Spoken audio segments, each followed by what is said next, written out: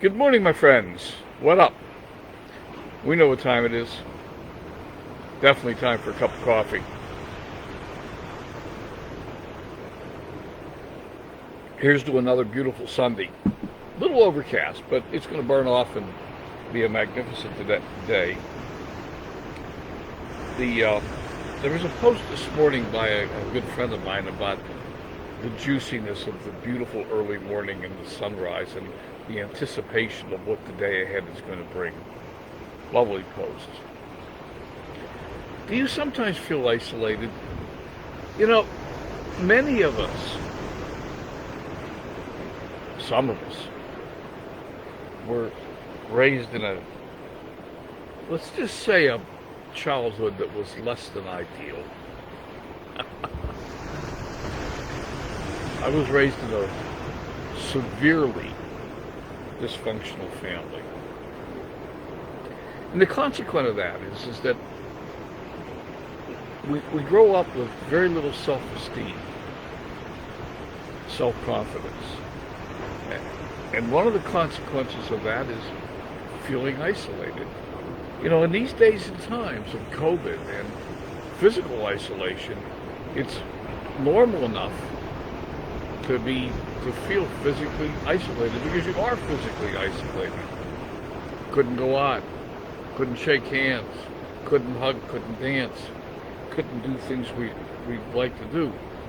But even in what I'll call normal times, those of us who were raised in a dysfunctional environment can feel isolated because even in a crowded room we can feel alone because we don't relate well to other people, because we feel less than, we feel insecure, we feel like we're not good enough, we feel like we don't deserve, we feel like we're not worthy.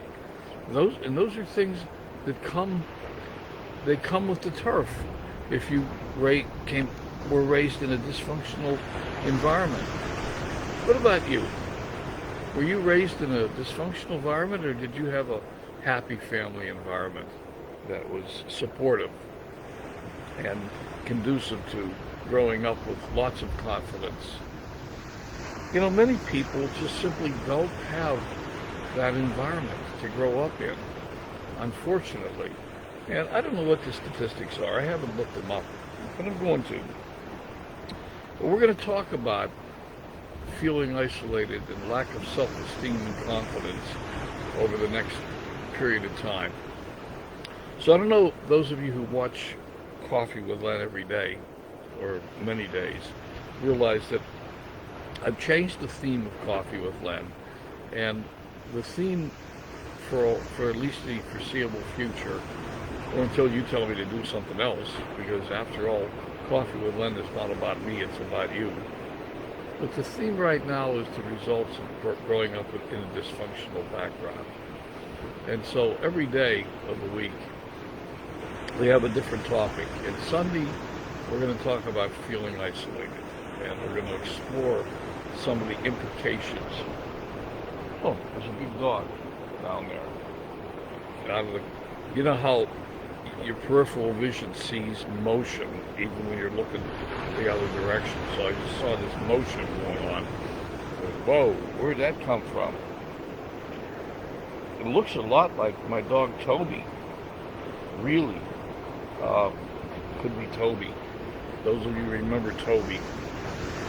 Toby's buried out there on the bluff above the ocean. I don't think he's reincarnated, so it's not Toby. Looks like him.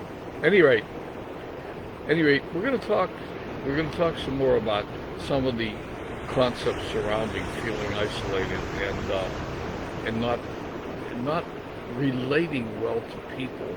It's really the core issue. If we've come up in a severely dysfunctional background, sometimes we don't relate well to people. We're basically afraid of them. Hello, Sally. Good morning. Good morning. Good to see you, Sally. All the way from the Philippines. Let's see. It's about 9 or 10 o'clock at night in the Philippines right now. Yes. Almost bedtime. So I'm talking about feeling isolated, having difficulty relating to other people, sometimes the result of growing up in a dysfunctional family. So I don't know what it's like to grow up in the Philippines, Sally. Maybe you can write a sentence or two about growing up in the Philippines. Our families, I think the family unit in the Philippines is much more tightly knit than the family unit in America is. I think there's closeness in the families, more closeness in the families in the Philippines. Any rate, that's all for today, folks. I hope you're going to have a wonderful day. Remember to be happy, and remember to be compassionate. And we'll talk more. Well, I'll be back tomorrow with a different topic. So every day of the week we have a different topic that we're going to chat about. And we're going to continue that pattern for a while. So I'll talk to you tomorrow. You have a wonderful day. The reason my eyes keep glancing up, walking past the deck over there, and he turned around and looked at me and wagged his tail as if to say, I'm here. Do you have any breakfast for me? No, he wandered off. All right, my friends, you have a wonderful day. We'll talk again. Remember to be compassionate. Bye for now.